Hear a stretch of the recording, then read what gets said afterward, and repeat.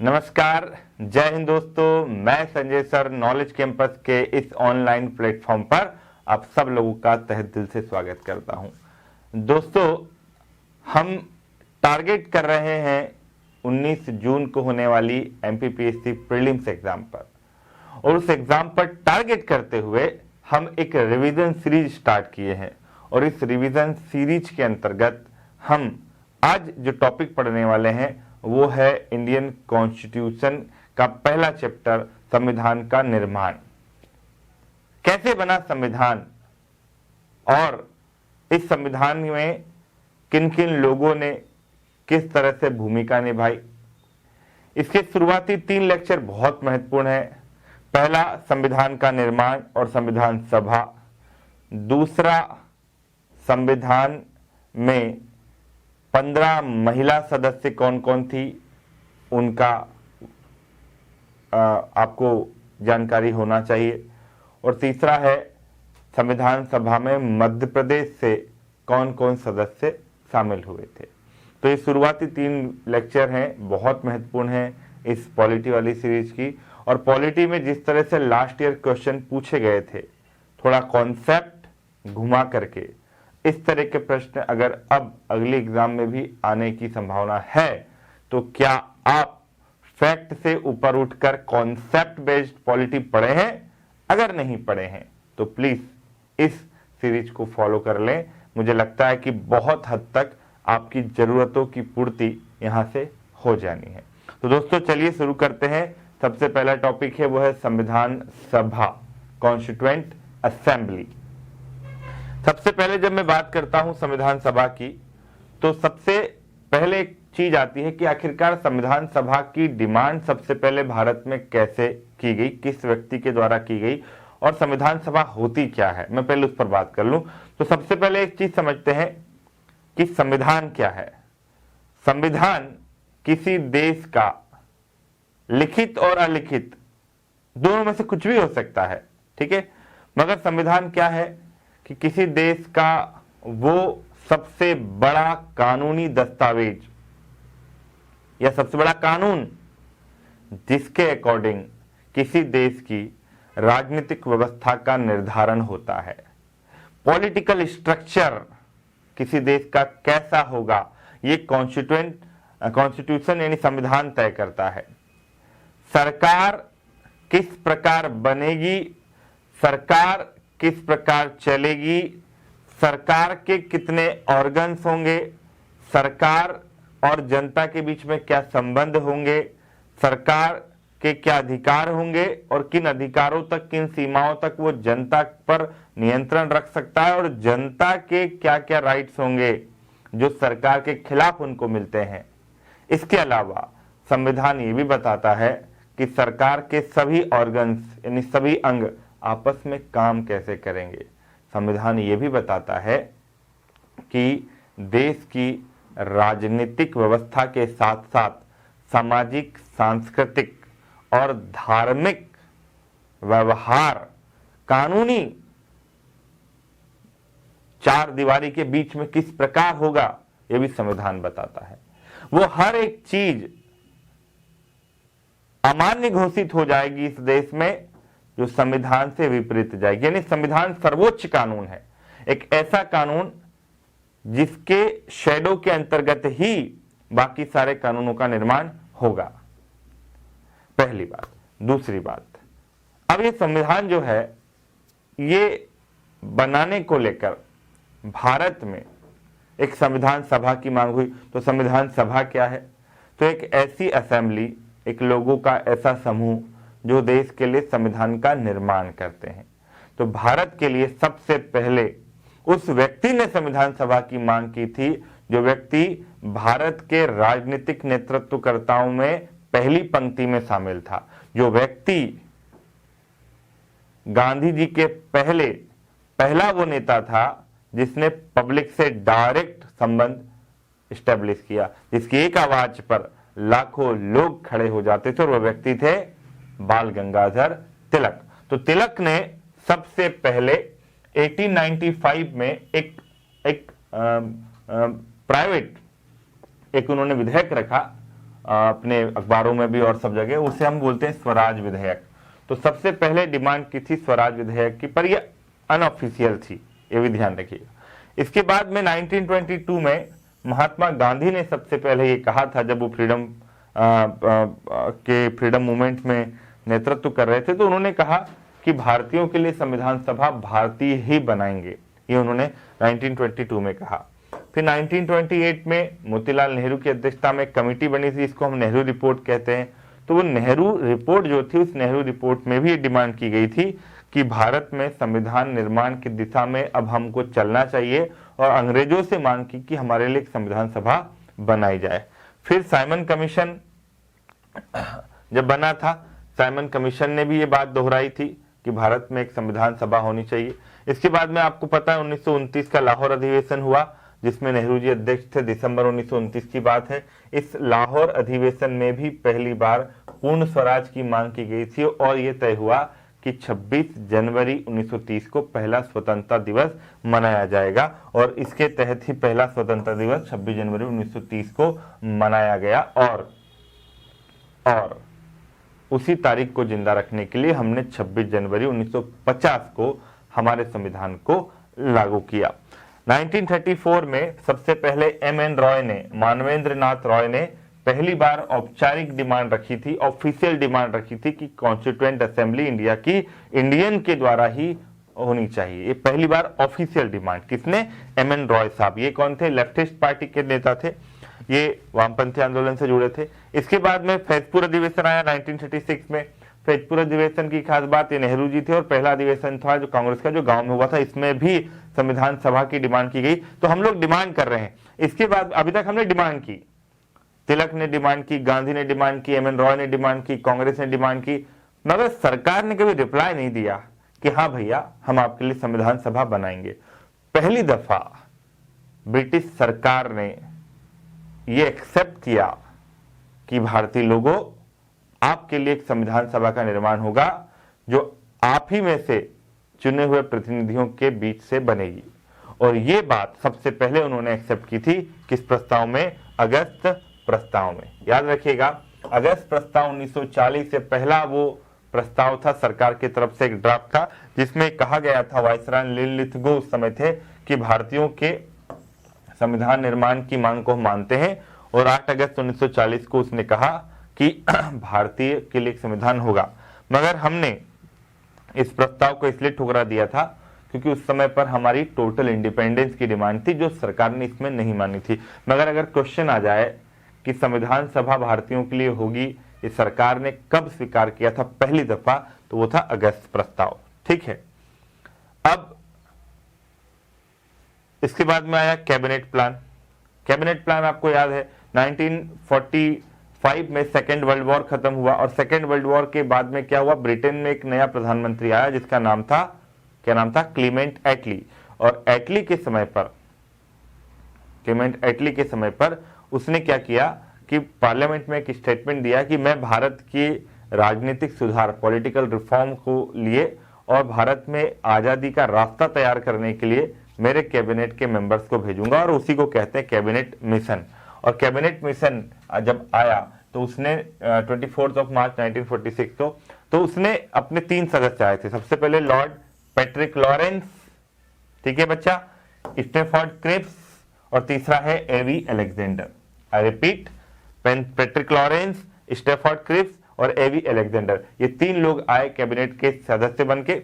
इन तीनों ने भारत में नया कुछ पॉलिटिकल रिफॉर्म किया, जिसे हम कैबिनेट मिशन कहते हैं। और इसके रिकमेंडेशन में सबसे पहली बात थी कि भारत के लिए एक संविधान सभा बनेगी। तो प्रश्न अगर आता है कि भारतीय संविधान सभा किस एक्ट या किस कमेटी के निर्णय पर बनी थी, तो कैबिनेट प्लान था। उसका उद्देश्य ये था कि भारत में एक इंटरिम गवर्नमेंट का निर्माण किया जाए। तो सबसे पहले योजना का प्रकाशन हुआ था 16 मई 1946 को, यानी मई में उन्होंने योजना प्रकाशित की, और भारत की संविधान सभा होगी जिसमें 399 मेंबर होंगे, ये उसने कहा। अब संविधान सभा बनेगी कैसे? तो सबसे पहले तो उसने कहा कि 292 मेंबर जो होंगे वो ब्रिटिश भारत के 11 प्रांतों से इलेक्टेड होंगे। 299 में से 399 में से 292 मेंबर जो होंगे वो ब्रिटिश भारत में 11 प्रांतों से इलेक्ट होंगे। 4 मेंबर जो होंगे वो जो यूनियन टेरिटरी उस समय पर जिसको हम कमिश्नरी एरिया कहते थे, 4 मेंबर वहां से आएंगे। वो 4 एरिया थे अजमेर, मेवाड़, बलूचिस्तान, दिल्ली और कुर्ग। ये 4 से 4 मेंबर आएंगे।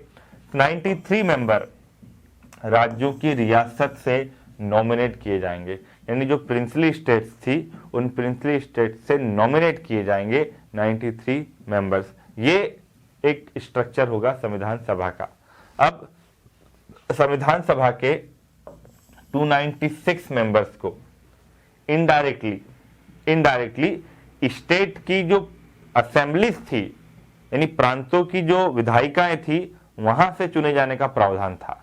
जिस प्रकार से आज हमारे यहाँ राज्यसभा का चुनाव होता है, अभी मध्य प्रदेश में होने वाला है, तो राज्यसभा के चुनाव में क्या होता है कि राज्य की विधानसभा के सदस्य राज्यसभा के सदस्य को चुनते हैं। वैसा ही कॉन्सेप्ट था, क्योंकि 1945 में हमारे यहाँ इलेक्शन हो चुके थे और प्रांतों में 11 प्रांतों में अलग अलग जगह पर व्यवस्थापिका यानी असेंबलीज बन चुकी थी, तो वहां से चुन करके जाएंगे, ये कॉन्सेप्ट था। यानी कि संविधान सभा के सदस्यों का चुनाव बच्चा इनडायरेक्टली था, याद रहेगा, ठीक है।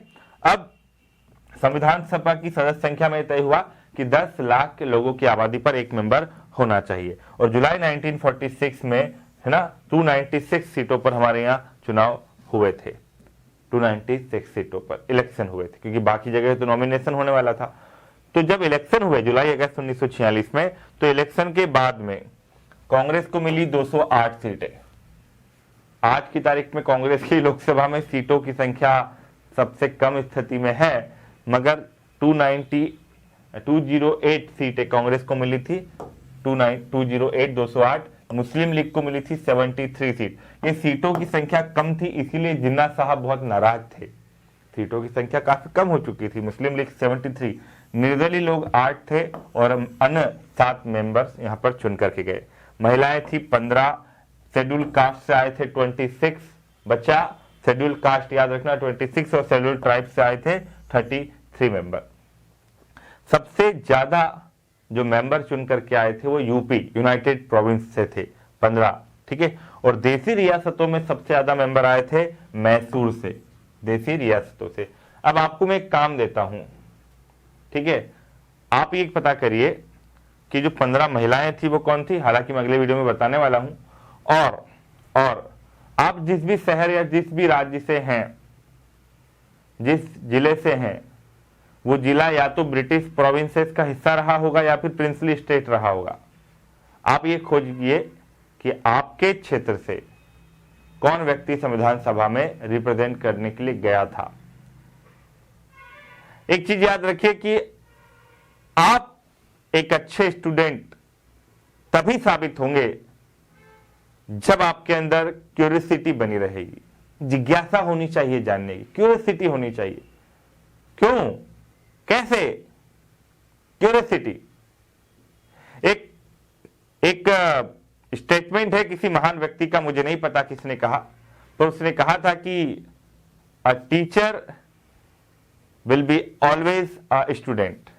एक शिक्षक हमेशा एक छात्र ही रहता है। वो बात इसलिए कही थी क्योंकि उसके अंदर ज्ञान और जानने की एक जिज्ञासा बनी रहती है। तो जब तक आपके अंदर नया कुछ सीखने की जिज्ञासा बनी रहेगी, आपकी लर्निंग बढ़ती जाएगी। और मेरा कॉन्सेप्ट सीधा सा है, आज लर्निंग कर लो, कल अर्निंग करोगे। तो क्यूरियोसिटी होनी चाहिए। और क्यूरियोसिटी की जब मैं बात करता हूं तो वो कॉन्सेप्ट क्या है क्यूरियोसिटी का, कि आप जो कुछ भी देखें, जो कुछ पढ़ें, वो सिर्फ सिलेबस के अकॉर्डिंग पॉइंट टू पॉइंट ना चले। वो सिलेबस के अकॉर्डिंग नहीं चलना चाहिए। आपके अंदर एक थोड़ी एक जानने की समझने की क्षमता होनी चाहिए, विकसित करना पड़ेगी, नो डाउट। मगर क्यूरियोसिटी क्या होती है कि आप एक सामान्य विषय पढ़ रहे हैं, आप भारतीय संविधान पढ़ रहे हैं और आप फैक्ट पढ़ रहे हैं, संविधान सभा में इतने इतने मेंबर थे, इतनी महिलाएं थी, इतना ये था, इतना वो था। क्यों भैया संविधान सभा में इतने ही मेंबर क्यों थे?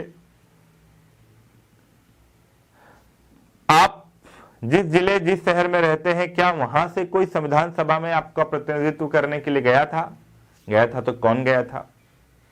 थोड़ा सा क्यूरियोसिटी होनी चाहिए, ये बहुत जरूरी है। ठीक, तो आगे बढ़ते हैं। अब संविधान सभा के अधिवेशन। संविधान सभा में 9 दिसंबर 1946 को पहली मीटिंग हुई। 9 दिसंबर 1946 को संविधान सभा की पहली बैठक हुई। मुस्लिम लीग ने इसका बाइकआउट कर दिया था। क्यों बताया था मैंने? क्योंकि उसके मेंबर कम थे और उसको समझ में आ चुका था कि यार कांग्रेस का ही डोमिनेंस चलेगा संविधान सभा में। तो मुस्लिम लीग और जिन्ना ने कहा कि भाई हम संविधान सभा में शामिल नहीं होंगे। इस बैठक में 207 मेंबर आए थे और फ्रांस में एक सिद्धांत चलता है कि जो सीनियर होगा उसी को हम चेयरमैन स्पीकर बना देंगे। तो वरिष्ठता के सिद्धांत के आधार पर सच्चिदानंद सिन्हा पहले जो है प्रोटेम स्पीकर बन गए, यानी कि अस्थायी तौर पर अध्यक्ष चुने गए। अब आई दूसरी मीटिंग 11 दिसंबर 1946 को। इस मीटिंग में हमने कहा भाई परमानेंट अध्यक्ष हमारा चुनना पड़ेगा। तो परमानेंट अध्यक्ष चुना गया डॉक्टर राजेंद्र प्रसाद, राजेंद्र बाबू। राजेंद्र बाबू को यह सबसे महत्वपूर्ण जिम्मेदारी दी गई कि आप संविधान सभा का संचालन करोगे। संविधान सभा के पास में दो भूमिकाएं थी। पहला कि संविधान सभा संविधान का निर्माण करेगी और दूसरा संविधान सभा देश की क्या होगी? अंतरिम संसद भी होगी। खासतौर पे आजादी के बाद। आजादी जब तक नहीं मिल जाती तब तक तो संविधान सभा जो है वो सिर्फ पार्लियामेंट हमारी कॉन्स्टिट्यूएंट असेंबली रही, मगर जब आजाद हो गया तो अब ब्रिटेन की संसद का हम पर से प्रभाव खत्म हो गया। यानी कि अब भारतीय कानून का निर्माण भारतीय करेंगे। तो उस समय पर कोई पार्लियामेंट तो हमारे पास थी नहीं इलेक्टेड, तो कॉन्स्टिट्यूएंट असेंबली को ही हमने पार्लियामेंट में भी कन्वर्ट कर दिया था। तो जब संविधान सभा संविधान निर्माण का काम करती थी तो राजेंद्र प्रसाद उसके चेयरमैन होते थे, और जब संविधान सभा कानून का निर्माण करती थी देश के लिए तो जीवी मावलंकर उसके अध्यक्ष हुआ करते थे। तो दोस्तों, संविधान सभा के पहले स्थायी अध्यक्ष राजेंद्र प्रसाद बने गए। प्रथम उपाध्यक्ष deputy speaker professor Harendra Kumar Mukherjee, HR Mukherjee, ये बहुत इंटेलेक्चुअल पर्सन थे और कैलकाटा यूनिवर्सिटी के वाइस चांसलर भी थे। संवैधानिक सलाहकार हमने बनाया BN राव को। BN राव बौद्धिक तौर पर अंबेडकर साहब से कम नहीं थे, बौद्धिक तौर पर, क्योंकि अंबेडकर साहब भी जिस तरह से कानून के महान निर्माता थे, ज्ञाता थे, दुनिया के तमाम कानूनों का ज्ञान था उनको, दूसरे देशों के संविधान का ज्ञान था, वही BN राव साहब को भी था। और आपको पता है कि देश के लिए संविधान बनाने से पहले संविधान सभा को पहला ड्राफ्ट जो दिया था ना, वो BN राव साहब ने दिया था। इन्होंने ड्राफ्ट दिया, फिर उस पर चर्चा डिस्कशन करने के लिए हमने अंबेडकर के नेतृत्व में ड्राफ्टिंग कमेटी बनाई थी। याद रखना, ये चीज दिमाग में रखिएगा। तो BN राव की बहुत बड़ी भूमिका रही है। 13 दिसंबर 1946 को संविधान सभा ने उद्देश्य प्रस्ताव रखा। किसने? नेहरू जी ने उद्देश्य प्रस्ताव, ऑब्जेक्टिव रेजोल्यूशन।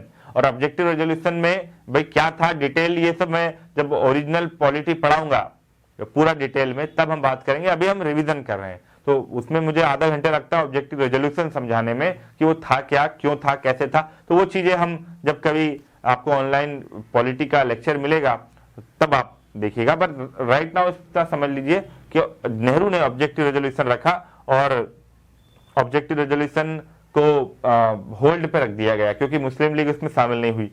तो संविधान सभा ने कहा कि भाई एक बार मुस्लिम लीग आ जाती है फिर उसको आगे बढ़ाएंगे, मगर जब मुस्लिम लीग आई नहीं तो फाइनली 22 जनवरी 1947 को ऑब्जेक्टिव रेजोल्यूशन को पास कर दिया गया। भारतीय संविधान की प्रस्तावना, ये जो सबको खैर पता है कि ऑब्जेक्टिव रेजोल्यूशन से ही ली गई है। पंडित जवाहरलाल नेहरू ने संविधान को चलायमान संस्था कहा था। चलायमान माने ये चलती रहे, संविधान चलता रहे। फरवरी 1947 में क्या हुआ? इटली की घोषणा हुई। इटली ने कहा कि भैया भारत को 30 जून 1948 तक स्वतंत्र कर दिया जाएगा। यानी उसने टारगेट रखा था 30 जून का। किसने? इटली ने, कि 30 जून 1948 तक भारत को हम इंडिपेंडेंस दे देंगे। जैसे ये खबर रेडियो पर प्रसारित हुई और भारत के नेताओं ने सुनी, दो व्यक्ति बहुत ज्यादा परेशान हुए। एक का नाम था मोहम्मद अली जिन्ना और एक थे लियाकत अली। इन्होंने क्या किया? इन्होंने कहा यार अगर देश आजाद हो जाएगा तो हमारे पाकिस्तान का क्या होगा? तो उन्होंने क्या किया, फिर वही दंगा फसाद और उसके माध्यम से दबाव बनाने की कोशिश की। तो एडली ने कहा कि मैं 30 जून 1948 तक भारत को आज़ाद भी कर दूंगा, और उसने ये भी कहा कि भारत में आज़ादी किस तरीके से मिलेगी, किस तरह से पावर ट्रांसफर होगी, उसके लिए मैं एक नया वायसराय भेज रहा हूं जिसका नाम होगा लॉर्ड माउंटबेटन। तो लॉर्ड माउंटबेटन भारत का अंतिम ब्रिटिश वायसराय बनकर के भारत आया, और उसने भारत आकर के जब एक योजना प्रस्तुत की जिसे हम कहते हैं 3 जून योजना, या इसी को हम कहते हैं डिक्की बर्ड प्लान, या इसी को हम कहते हैं क्या, माउंटबेटन योजना। तो इस योजना में उसने कहा कि भारत 2 राष्ट्रों में बटेगा, भारत और पाकिस्तान। उसने ये भी कहा कि पाकिस्तान की एक नई संविधान सभा होगी। उसने ये भी कहा कि भारत और पाकिस्तान दोनों को आजादी 15 अगस्त 1947 को मिलेगी। यानी कि माउंटबेटन ने 47 को आजाद देने की घोषणा की, जबकि उसने कहा था कि हम 48 में देंगे। इतनी जल्दी क्यों, ये हम पॉलिटी की क्लास में डिस्कस करेंगे, एक कॉन्सेप्ट पे डिस्कस करेंगे, अभी हम सिर्फ रिवीजन कर रहे हैं। तो पाकिस्तान की संविधान सभा भी बन गई, और अब भारतीय संविधान सभा की संख्या घटकर हो गई 299। अब तारीख आती है 19 जुलाई 1947 की, ठीक है। ब्रिटेन के शासक ने, अब ये भी याद रखिएगा कि ब्रिटेन का शासक कौन था जिसने भारत के स्वतंत्रता के डॉक्यूमेंट पर सिग्नेचर किया, तो जॉर्ज 6। भाई इसके पहले जॉर्ज पंचम थे। जॉर्ज 6 के बाद में जो सीधी रानी बनी एलिजाबेथ, जो आज तक है ब्रिटेन में, तो जॉर्ज 6 जो है उन्होंने भारतीय स्वतंत्रता अधिनियम पर हस्ताक्षर किए। कब? 19 जुलाई 1947, जिसे ब्रिटेन की संसद ने पास किया था, और इसी के तहत भारत और पाकिस्तान 2 राष्ट्र बने।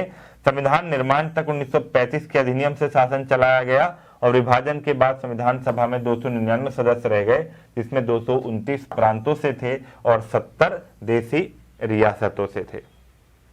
अब संविधान सभा बनी तो उसमें हमने क्या किया कि कुछ समितियों का निर्माण किया था ताकि संविधान सभा के काम में आसानी हो जाए। तो सबसे पहले ड्राफ्टिंग कमेटी बनी जिसके चेयरमैन अंबेडकर थे, और इसके बाकी सदस्य कौन थे ये आप लोग एक बार पढ़िएगा। बाकी मेंबर संघ संविधान सभा की समिति की, और संघ शक्ति समिति यानी कि फेडरल सेंट्रल पावर कमेटी, और देसी रियासतों से वार्ता करने की समिति के अध्यक्ष थे नेहरू जी। डॉक्टर राजेंद्र प्रसाद जो थे वो नियम समिति कमेटी जो थी, संचालन की वर्किंग कमेटी, वित्त और कार्मिक समिति, और तदर्थ झंडा समिति उसके चेयरमैन थे। के मुंशी कार्य संचालन, मौलिक अधिकार के लिए वल्लभ भाई पटेल, और मौलिक अधिकारों की उप समिति के अध्यक्ष थे जेबी कृपलानी। अब क्या हुआ, तारीख आती 26 नवंबर 1949। 26 नवंबर 1949 को क्या हुआ कि 294 मेंबर्स उपस्थित थे। उन्होंने संविधान को अंगीकृत, अधिनियमित और आत्मार्पित कर लिया, माने खुद पे लागू कर दिया। 26 नवंबर 1949 को फाइनली संविधान हमारा बनकर के तैयार हो चुका था। अब इस संविधान सभा में ड्राफ्टिंग कमेटी के चेयरमैन अंबेडकर ने बड़ी भूमिका निभाई। उन्होंने क्या किया था, संविधान का ड्राफ्ट बनाया, और संविधान के एक एक पहलू पर डिबेट हुई संविधान सभा में। अब इसमें बहुत सारे फैक्ट हैं कि किसने क्या प्रस्ताव रखा, कितने अमेंडमेंट हुए, फ्ला ब्ला ब्ला ब्ला, उन सब चीजों पर हमें ज्यादा नहीं जाना है अंदर। मगर ड्राफ्टिंग कमेटी के प्रस्तावों पर फिर डिबेट हुई, कुछ लोगों ने संशोधन भी करवाए। संविधान सभा में तय था कि संविधान में जो संशोधन होगा वो आपसी सहमति से होगा। अब हुआ ये, इस दिन संविधान का तीसरा और अंतिम वाचन भी हो गया, क्योंकि संविधान के 3 वाचन थे। पहला 4 नवंबर 1948 से 9 नवंबर 1948 तक, क्योंकि संविधान इस समय पे ड्राफ्ट दिया था BN राव ने, फिर उसका वाचन शुरू हुआ। दूसरा वाचन 15 नवंबर 1948 से 17 अक्टूबर 1949, और तीसरा फिर 14 नवंबर 1949 से 26 नवंबर 1949।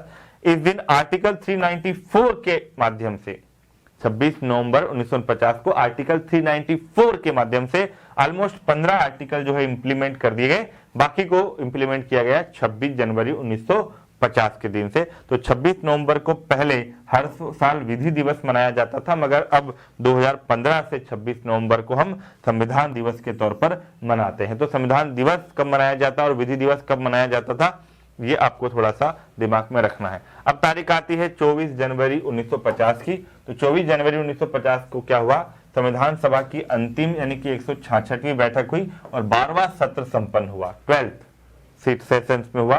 3 प्रतियों पर, 3 फोटोकॉपी थी जिस पर 284 सदस्यों ने सिग्नेचर किए थे। कब, 24 जनवरी 1950 को 284 मेंबर्स ने इस पर सिग्नेचर किए और सबसे पहले सिग्नेचर किए थे राजेंद्र प्रसाद ने, फिर नेहरू ने, फिर पटेल ने, फिर मौलाना अबुल कलाम आजाद ने। इसमें राष्ट्रपति का पद, राष्ट्रगान, राष्ट्रगीत को मान लिया गया, स्वीकार किया गया। राष्ट्रपति का पद, अच्छा राष्ट्रगान तो आपको पता है, नेशनल एंथम हमारा जनगण मन पहली बार 1911 में गाया था और वंदे मातरम राष्ट्रगान जो 1896 में सबसे पहले गाया था। अब दिन आती है 26 जनवरी की तारीख। इस दिन क्या हुआ, संविधान लागू हो गया, भारत गणतंत्र बना, यानी कि भारत एक रिपब्लिक बना। रिपब्लिक क्या होता है अभी हम प्रस्तावना वाले टॉपिक में डिस्कस करेंगे। पहले राष्ट्रपति बन गए राजेंद्र प्रसाद, राष्ट्रीय चिन्ह अशोक स्तंभ स्वीकार किया गया और संविधान सभा को अंतरिम संसद में कन्वर्ट कर दिया गया, यानी कि इंटरिम, यानी अब संविधान सभा जो होगी वो पार्लियामेंट की तरह काम करेगी जब तक कि नई पार्लियामेंट नहीं चुन ली जाती। और इसके चेयरमैन बने थे जीवी मावलंकर साहब।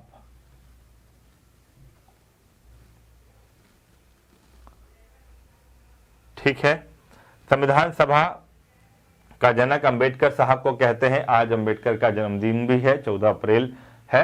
अंबेडकर साहब वो व्यक्ति थे जिन्होंने देश के संविधान के निर्माण में एक बहुत बड़ी भूमिका निभाते हुए खासतौर पे पिछड़े वर्ग के सामाजिक सरोकार को समझते हुए उन्हें राजनीतिक और शैक्षणिक आरक्षण का प्रावधान करवाया, जिसके कारण समाज का एक कमजोर तबका एक बराबरी की स्थिति में दिखाई देता है। अंबेडकर संविधान सभा में 2 जगह से चुने गए थे, पहले पश्चिम बंगाल से थे मगर फिर उनका वो क्षेत्र पाकिस्तान में चला गया तो फिर आया मुंबई, तो वो मुंबई के क्षेत्र से चुने गए।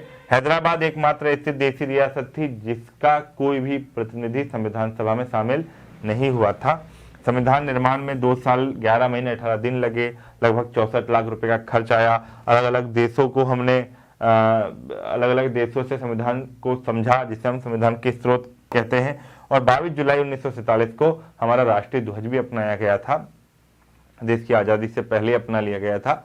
नेहरू जी ने इस ध्वज का प्रस्ताव रखा था और जिसे हम अपना तिरंगा कहते हैं। तो संविधान सभा जो थी उसकी कुछ रिवीजन पॉइंट है, इसको अब एक बार आप अपनी किताब से पढ़िएगा, क्या क्या फैक्ट आपको और नए निकल के आते हैं। मैं सिर्फ इस चीज़ों का रिवीजन करवा रहा हूँ ताकि आप लोग बस कुछ स्टोरीज समझ लें और एग्जाम में अगर कुछ कॉन्सेप्ट आता है तो आप वहां तक पहुंच सके। तो दोस्तों ये संविधान सभा पहला लेक्चर था। इसके बाद में आएगा संविधान सभा में जो 15 महिलाएं थी उनकी भूमिका और मध्य प्रदेश से संबंधित वो व्यक्ति जो संविधान सभा में शामिल हुए थे। तो इस पर ये सीरीज लगातार चलती रहेगी। अगले वीडियो में देखिएगा महिलाएं संविधान सभा में जो शामिल थी। ओके गाइस, तो thank you so much. Channel को सब्सक्राइब करना ना भूलें, दोस्तों तक ये लेक्चर पहुंचाना ना भूलें, लाइक करें और जो भी आपके मन में डाउट हो वो कमेंट बॉक्स में लिख करके मुझे भेजिए, मैं उनका रिप्लाई भी दूंगा। और पीएससी से रिलेटेड अगर कोई भी परेशानी हो तो आप मुझसे संपर्क कर सकते हैं। मैं आप लोगों की हर प्रॉब्लम के लिए यहाँ बैठा हूँ।